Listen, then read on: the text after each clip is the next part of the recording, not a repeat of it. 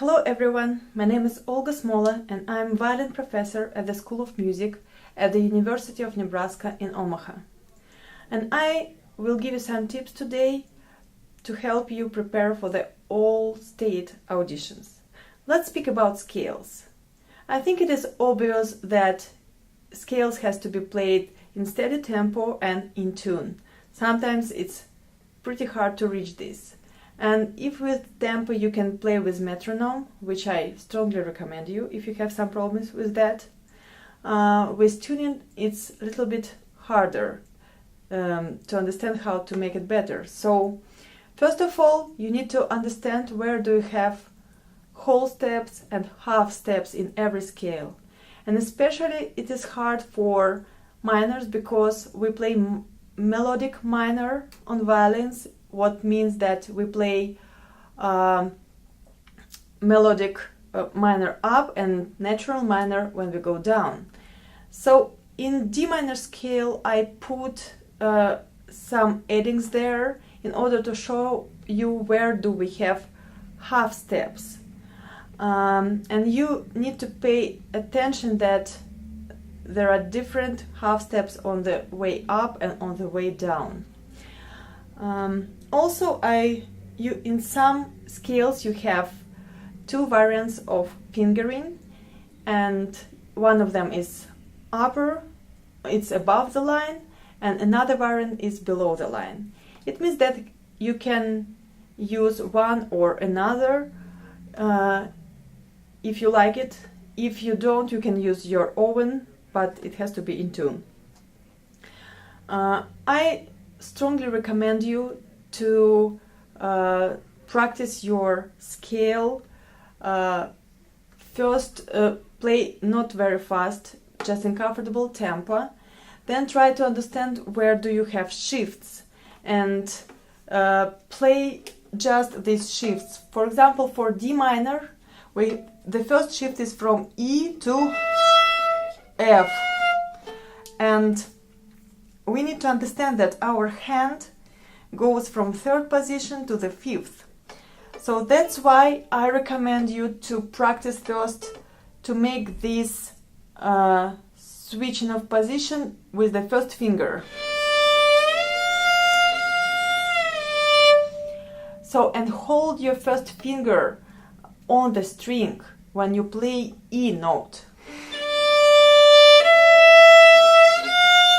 In this case, your hand will better know where it has to be after the switch in the position. The same way you can practice all other shifts. Let's take the next one. So from D to E. But we have C sharp with the first finger, so first we need to practice from C sharp to E.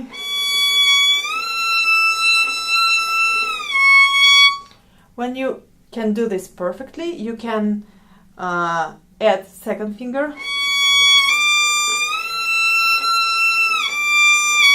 And then you can play like in scale separately.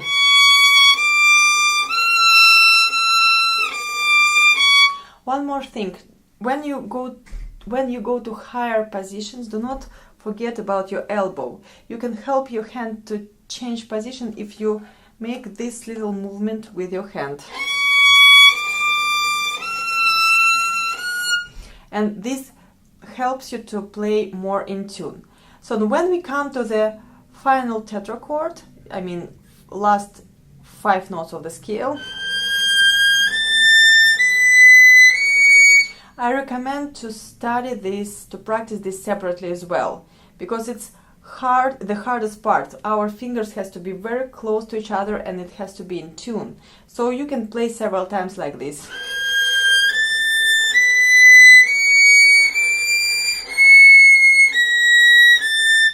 So especially be careful with C sharp, D, and then C natural.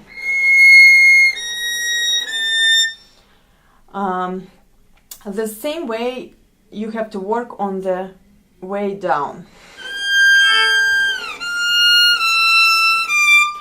in this shift you have to understand that our hand goes from G to F, but if we make this shift with first finger, we have to come to D, and in this case F will be on the right place. So first you practice from G to D.